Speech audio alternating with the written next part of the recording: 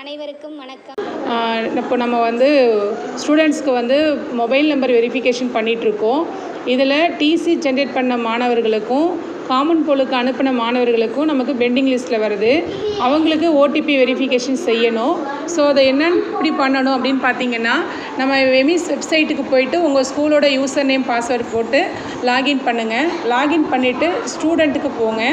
ஸ்டூடெண்ட்டில் போய்ட்டு student list, அந்த student லிஸ்ட்டில் போய்ட்டு நம்ம ஸ்கூலில் எந்த வகுப்பு டெர்மினல் கிளாஸோ, இப்போ ப்ரைமரினா 5th, மிடில்னா 8th, இப்போது ஹை ஸ்கூல்னால் 10th, அது மாதிரி higher செகண்டரினா 10th until 12th. So எந்த வகுப்போ அந்த வகுப்பை முதல்ல இந்த இடத்துல போய்ட்டு நீங்கள் செலக்ட் பண்ணணும். ஸோ இது மிடில் ஸ்கூலுன்றதுனால நான் 8th செலக்ட் பண்ணுறேன். செலக்ட் பண்ணிவிட்டு இங்கே கீழே பார்த்தீங்கன்னா ஃபஸ்ட்டு ஸ்டூடெண்ட் லிஸ்ட்டுன்னு இருக்கும்.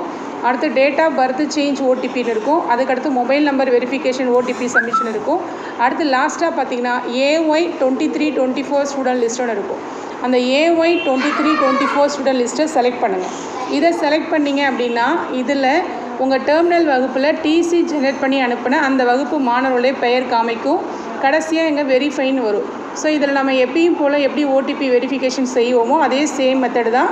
அந்த வெரிஃபை கிளிக் பண்ணி எப்பயும் போல் நம்ம இதை வெரிஃபை பண்ணணும். ஸோ இந்த ஒர்க்கை கொஞ்சம் முடித்தா தான் நமக்கு 100% அச்சீவ் பண்ண முடியும். ஸோ இதை கொஞ்சம் எல்லோரும் முடிச்சிருங்க. நன்றி.